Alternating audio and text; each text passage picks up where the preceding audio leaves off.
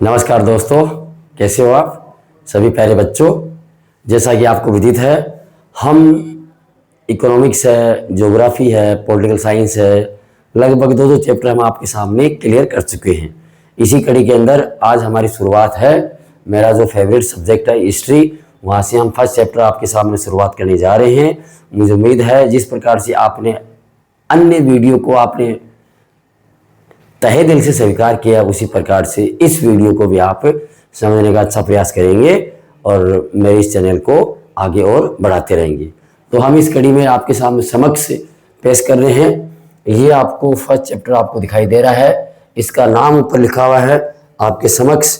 हम शुरू करने जा रहे हैं इसको, और ये देखिए आप, द राइज ऑफ, ये देखिए आप, द राइज ऑफ नेशनलिज्म। जैसा कि आपको पता है कि हिस्ट्री माय फेवरेट सब्जेक्ट।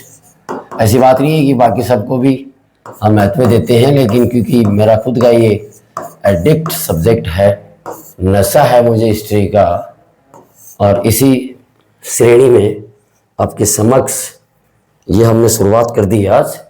तो सबसे पहले ये जो फ्रेडरिक सोरियो है, इसने जो कमाल किया था उसके बारे में हम चर्चा आपके समक्ष करेंगे। तो ये फोटो थोड़ी सी हम ऊपर ले लेते हैं, अब आपको क्लियर करते हैं। जीसस क्राइस्ट जो आपके समक्ष है, ऊपर आपको दिया हुआ है जीसस क्राइस्ट, जो आप भगवान, जो ईसाइयों के जो भगवान है उनके बारे में है। ऊपर एक स्पेलिंग लिखी हुई है फ्रेटर्निटी, ये स्पेलिंग आपके समक्ष लिखी हुई है। आज की स्पेलिंग और तब की स्पेलिंग में थोड़ा सा अंतर है। फ्रेटर NITE, ये आपके समक्ष लिखा हुआ है। आज स्पेलिंग में थोड़ा हो सकता है ई की वजह वाई आ जाए, लेकिन उस वक्त ये सब स्पेलिंग वगैरह लिखी हुई है। और ये 1848 का मामला है। इन्होंने एक सीरीज बनाई थी पेंटिंग। फ्रेडरिक्स कौन है बनाने वाले, मैं कहीं आपके बीच में तो नहीं आ रहा हूँ। फ्रेडरिक और SORRIEU।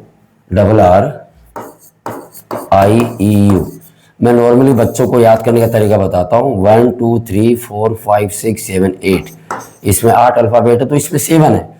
1 2 3 4 5 6 7। तो ये मैं कई बार बच्चों को याद करने का तरीका बताता हूँ। इसका जो नाम स्पेलिंग है फ्रेडरिक सोरियो, तो इसमें 8 अल्फ़ाबेट है, इसमें 7 अल्फ़ाबेट है। तो आप इसको याद करने का तरीका इस प्रकार देख लीजिए आप। ये फ्रेडरिक सोरियो है। 1848 में इसने एक सीरीज जारी की थी। यहाँ पर भी हम आपको कुछ देखिए, ये फोटो आपके समक्ष है। ये हमने थोड़ा बड़ा किया है इसको, ताकि हम इसको आपको समझा सके। ये लिखने वाला जो भी है अपन ब्लैक में, छोटी साइज हम इसमें लेंगे। यहाँ आपको ये समक्ष दिखाई दे। इन्होंने ये जो सीरीज बनाई, इन्होंने बनाई, इस सीरीज का नाम इन्होंने रखा है डेमोक्रेटिक एंड सोशल रिपब्लिक। इस सीरीज का इन्होंने नाम रखा है डेमोक्रेटिक एंड सोशल रिपब्लिक।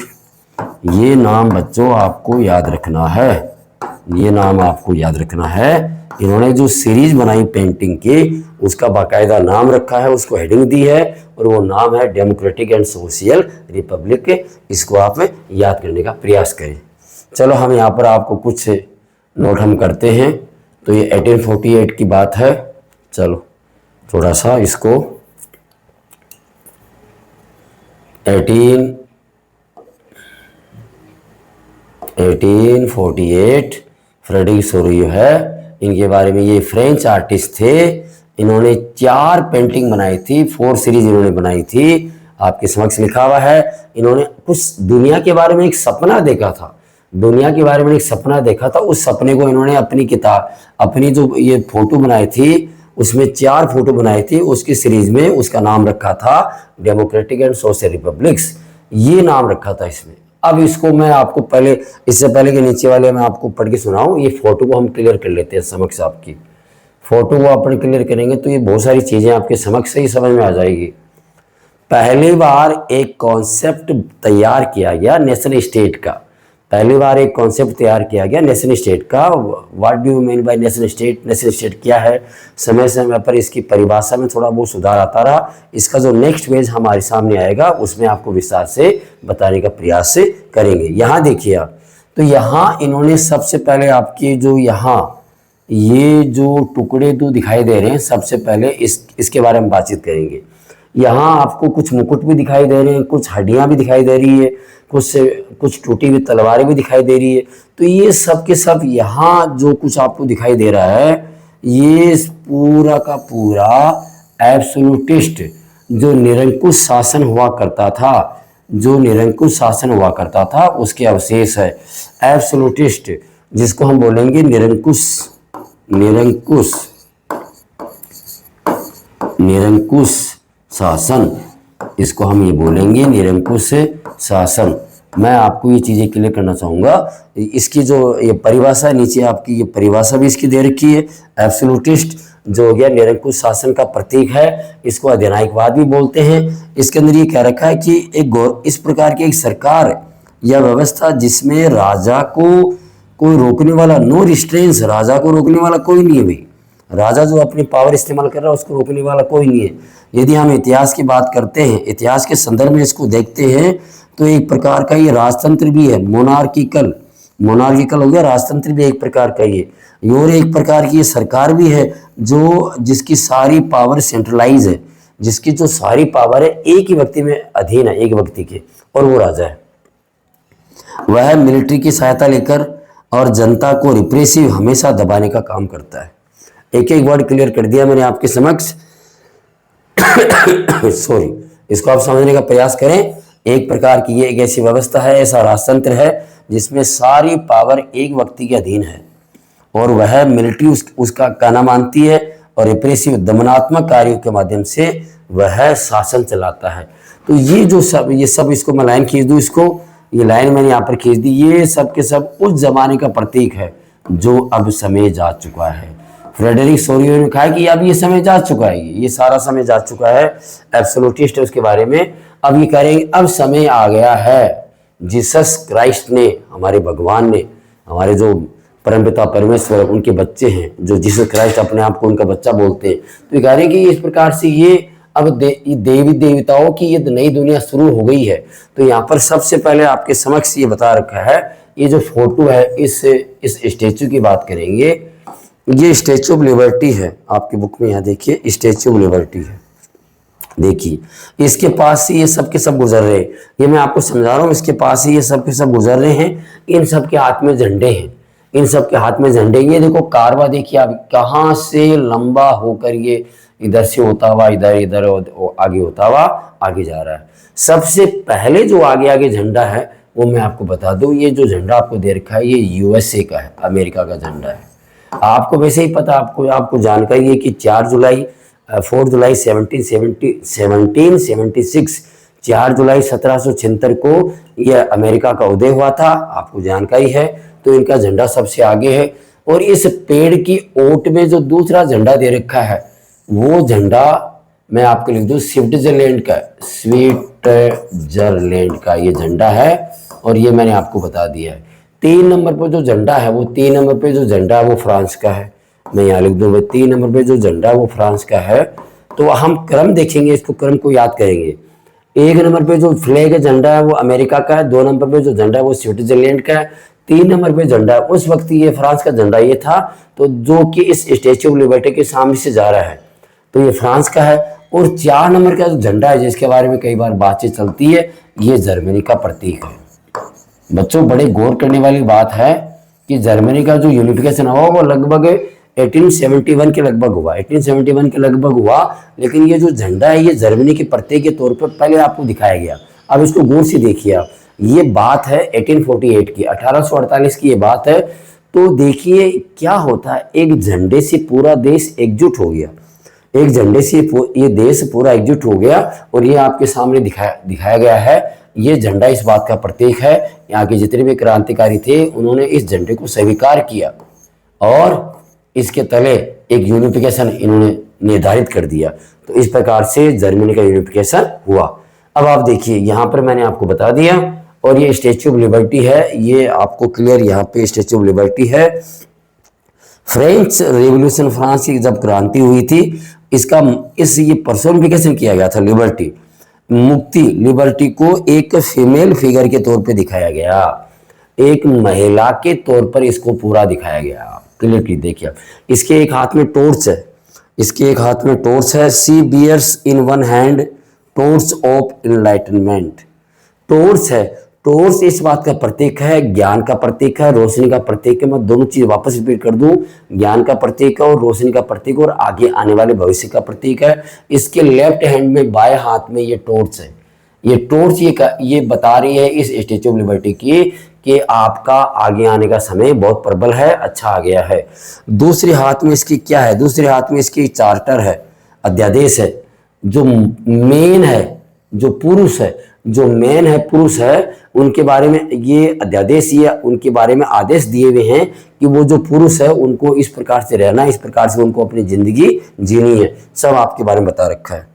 ये देखिए, ये मैं आपके सामने पहले जिक्र कर चुका हूँ, जो मैंने लाइन बना चुका हूँ। ये फोरग्राउंड है, सामने वाला जो मैदान है वहां पर ये रिमेन्स, अवशेष पड़े हैं एब्सोल्यूटिस्ट के।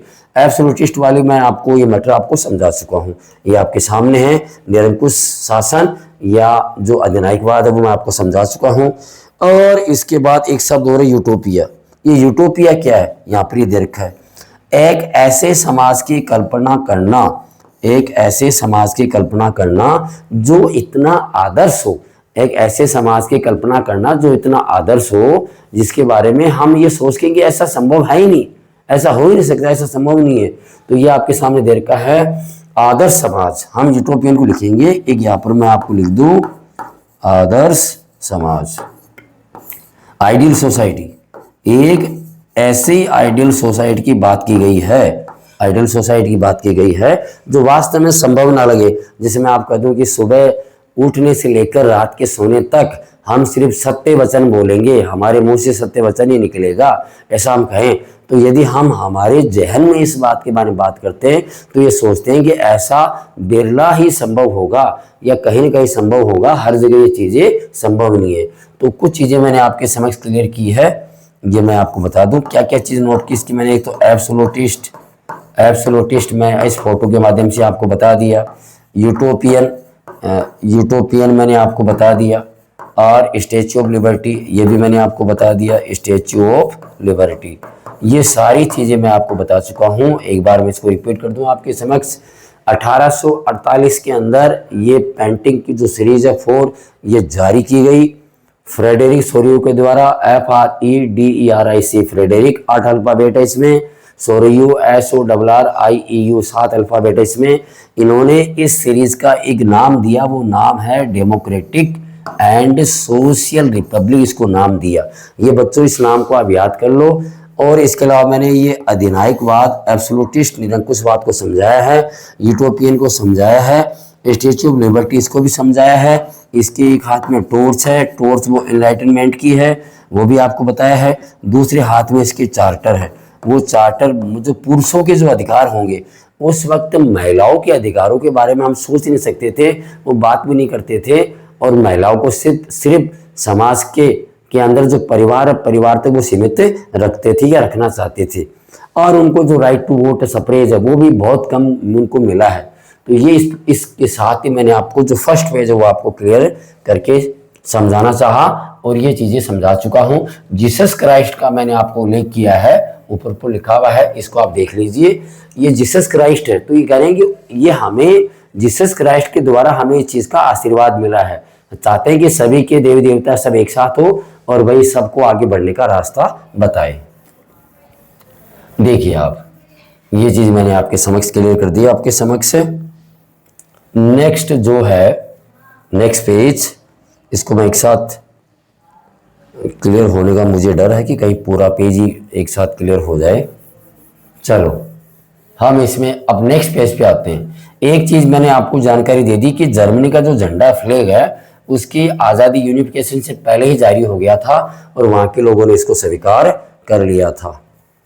चलो ये सारा सिस्टम सब कुछ है, आपको क्लियर करते हैं इसको और आगे बढ़ने का प्रयास करते हैं। ये सारी चीज़ें मैंने आपके सामने क्लियर कर दी। अब मैं इसको रब कर रहा हूँ ताकि ये फ़ोटो आपको साफ दिखाई दे। आपको यहाँ से फर्स्ट पेज आपको क्लियर हम कर चुके हैं। अब आप आगे देखिए, आप ये सेकंड पेज है और यहाँ से आपका बड़ा क्वेश्चन आपका बनता है। क्या बड़ा क्वेश्चन बनता है आपका, इसके बारे में भी हम आपको चर्चा करेंगे। तो सबसे पहले आपके समक्ष ये है अर्नेस्ट रेनन। तो यहाँ जो क्वेश्चन बनता है, मैं क्वेश्चन आपको लिख दूँ यहाँ पे, एक मिनट, राइट। तो यहाँ जो आपका क्वेश्चन बनता है, हु वाज, जिस प्रकार से आपके राजस्थान बोर्ड के, हमारे राजस्थान बोर्ड में आता है, who was Ernest Renan, what was his theory of nation state. अब नेशन स्टेट के बारे में लगभग चार परिभाषा दे रखी है। तो नंबर 1 उसके बारे में चर्चा करेंगे, नंबर 2 उसके बारे में चर्चा करेंगे, नंबर 3 उसके बारे में चर्चा करेंगे, नंबर 4 ये लास्ट में अर्नेस्ट रेनन ने खुद ने परिभाषा दी थी, जो कि फिर जग जाहिर सबके सामने एक्सेप्ट हो गई। उसके बाद में आपका एक और मैं लिख दूं आपको इस पेज पर, प्लेबिसाइट, ये हो गया जनमत संग्रह, जिसको हम हिंदी में बोलते हैं जनमत संग्रह। कोई ऐसा राइट टू वोट करवाया जाए जिसके अंदर हाँ या ना में जवाब हो, जिसमें जवाब क्या हो, या तो यस या उसमें क्या जवाब हो, नो हो। अब हम देखिए यहाँ पर हम आपके समक्ष ये चीज़ आपको क्लियर करने का प्रयास करते हैं। ये आपके समक्ष है।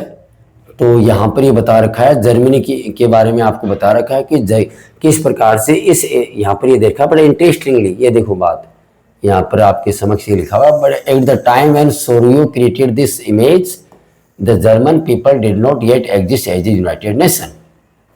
साफ साफ लिखा हुआ है, देखिए आप, बिल्कुल साफ साफ लिखा हुआ है कि जब फ्रेडरिक सोरियो ने जब ये पिक्चर तैयार की थी, उस वक्त तक जर्मनी है वो एग्जिट यूनिफिकेशन उसका नहीं हुआ था। फिर भी देखिए बड़ी इंटरेस्टिंग बात, और लोगों ने इसको स्वीकार कर लिया, ये हमारे जर्मनी का झंडा उसको स्वीकार कर लिया। देखिए और भी बहुत सारे हैं, ये आपके लोम्बार्डी है और एक वेनेसिया का भी जिक्र है क्या इसमें, अभी यहाँ मेरे सामने दिखाई नहीं दे रहा है, लेकिन लोम्बार्डी, वेनेसिया और भी चीज़ें हैं। अब हमारा जो मेन टॉपिक है वो नेशन स्टेट है।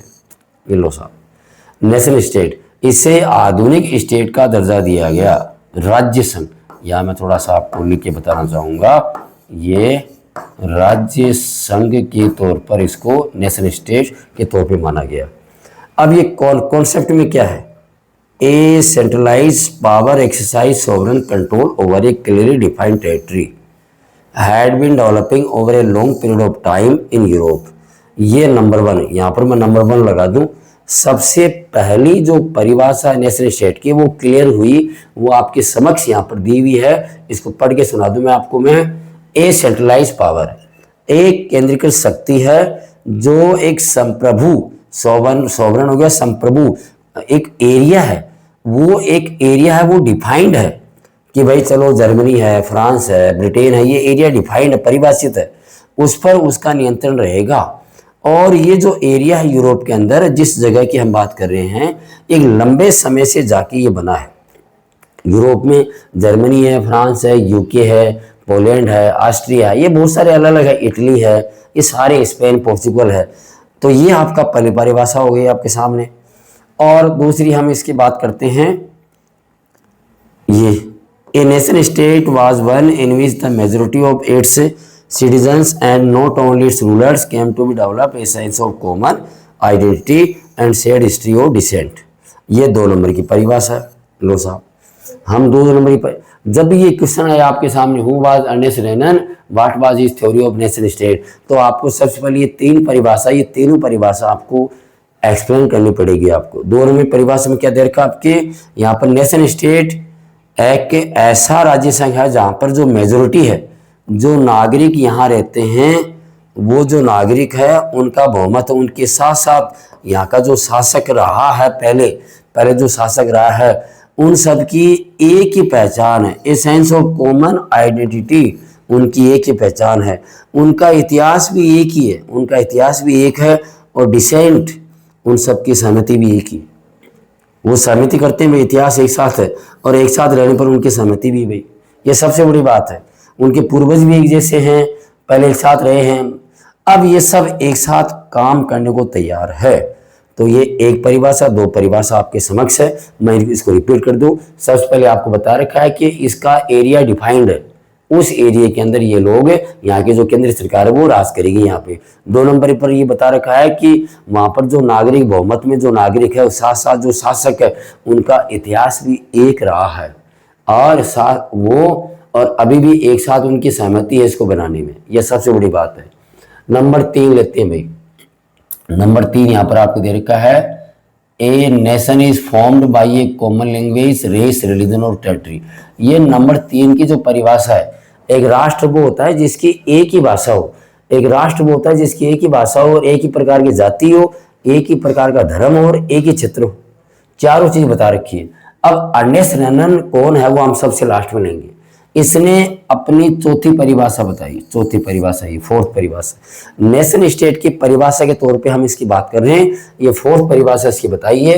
एक राष्ट्र क्या होता है? ए नेशन इज कुलमिनेशन, यहाँ पर एक वर्ड दे रखा है कुलमिनेशन, ये हो गया एक प्रकार से आपसी संबंध। राष्ट्र एक प्रकार से एक आपसी संबंध होता है और जिसके long past of individuals, individuals हो गया साहस, इंडिविजुअल्स हो गया साहस, साहस मैं यहां लिख दूं, नोट कर दूं, साहस। सेक्रीफाइस, सेक्रीफाइस का हो गया त्याग, हर चीज नोट करता जाऊंगा मैं, त्याग। डिवोशन, समर्पित भावना, ये यहां पर यहां लिख दूं भाई मैं, समर्पित भावना, ये जो है समर्पित भावना उसके बारे में है, डिवोशन, ये भी होता है इसमें। हीरोइक पास्ट, महापुरुषों का इतिहास, हीरोइक पास्ट, महापुरुषों का इतिहास। ग्रेट मैन, महापुरुष, महाराणा प्रताप, स्वामी विवेकानंद, दयानंद सरस्वती, ऐसे बड़े बड़े, महाराणा सांगा, कुंभा, मोकल, बप्पा रावल, उनके बारे में पूरी जानकारी। ग्लोरी, उनका वैभव। देखो कितना गहराई से ये परिभाषा बना रहा है ताकि लोग समझ जाएं कि जो नेशन स्टेट है वो कोई छोटी मोटी चीज नहीं है। मैं रिपीट भी करूंगा इसको। तो ये सब के सब क्या, हमारी सामाजिक पूंजी है, सोशल कैपिटल, ये हमारी सामाजिक पूंजी है जिसके आधार पर राष्ट्र विचार खड़े हैं। ये आधार है इसका भाई। वन बेसिस ए नेशनल आइडिया, इन सब पर ये नेशनल आइडिया आधारित है।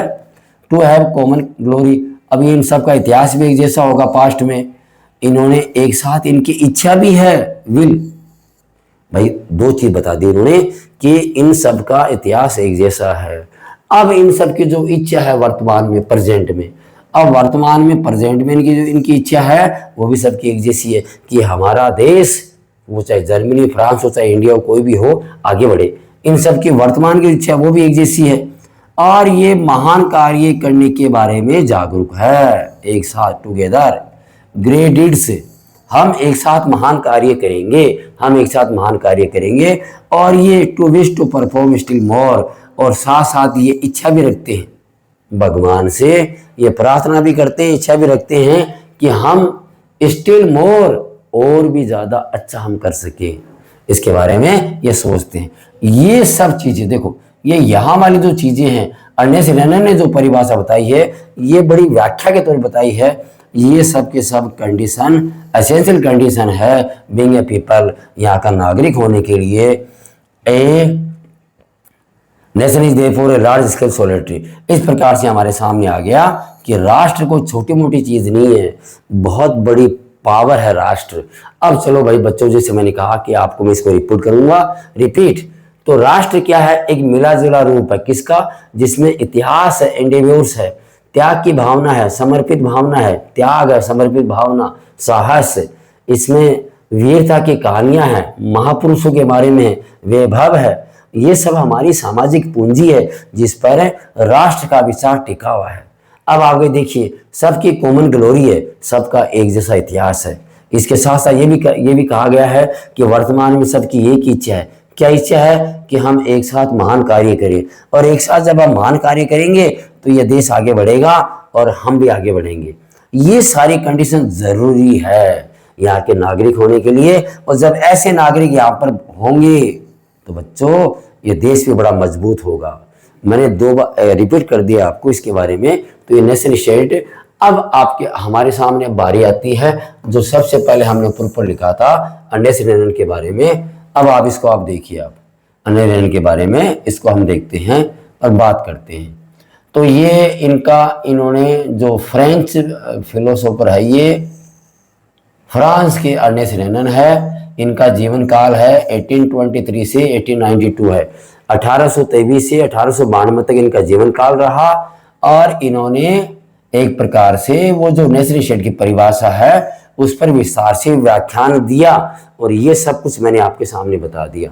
इन्होंने लेक्चर दिया, नॉर्मली ये छोटा क्वेश्चन पूछ लिया जाता है। इन्होंने लेक्चर दिया, कहाँ लेक्चर दिया? यूनिवर्सिटी ऑफ सोरबोन विश्वविद्यालय है, यूनिवर्सिटी ऑफ सोरबोन है, SORBONNE, यूनिवर्सिटी ऑफ सोरबोन। उसमें 1882 के अंदर इसमें यहाँ पर व्याख्यान दिया। और ये फ्रांस के फिलोसोफर है। 1823 से 1892 तक इनका जीवन काल रहा। और इन्होंने इस लेक्चर को देने के बाद में इसको छपवाया। ये जो है तो ये फ्रांस में लिखा हुआ है, और इसका इंग्लिश में है what is a nation. What is a nation, nation क्या है, ये पूरा लेख छपवाया। और लोगों ने इसको पढ़ा और पढ़कर इसके बारे में जो विचार है वो सब लिखा। तो बच्चों यहाँ पर देखिए, आपका 3 नंबर का ये क्वेश्चन है, what was Ernest Renan, what was his theory of nation state. इसमें आपको ये पहली परिभाषा आपको है आपके समक्ष, दूसरी, तीसरी और चौथी परिभाषा में विस्तार से आपके समक्ष बता चुका हूँ। अब आप देखिए इसमें अब आपके सामने लास्ट इसका जो टॉपिक है वो है प्लेबिसाइट। वो आपको सामने दे रखा है। प्लेबिसाइट क्या है? जनमत संग्रह। एक डायरेक्ट वोट, एक ऐसा वोट है जिसमें जनता से सिर्फ इतना पूछा जाए, ये आपको एक्सेप्ट है या ये आपको रिजेक्ट है। मैंने आपको बता दिया।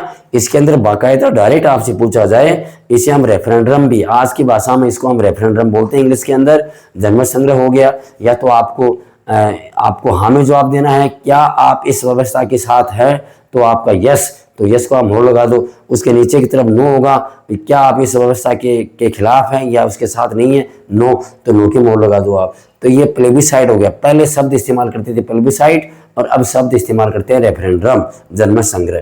तो ये मैंने आपको 2 पेज आपको क्लियर करने का प्रयास किया। मुझे उम्मीद है हिस्ट्री की हमने शुरुआत की है, तो हर बार की तरह आपको ये भी आपको अच्छा लगेगा। आप इसको और भी देखें, और जहाँ तक आप नोट करने का प्रयास करें, लिखने का प्रयास करें। मुझे उम्मीद है ये आप इस प्रकार से RK जुआ चैनल है उसको आप आगे बढ़ाते रहेंगे। आप इसको सब्सक्राइब, लाइक करें, और मुझे एक बड़ा मंच प्रदान करने का एक मौका दें। Thank you, have a nice day. जय श्री राम।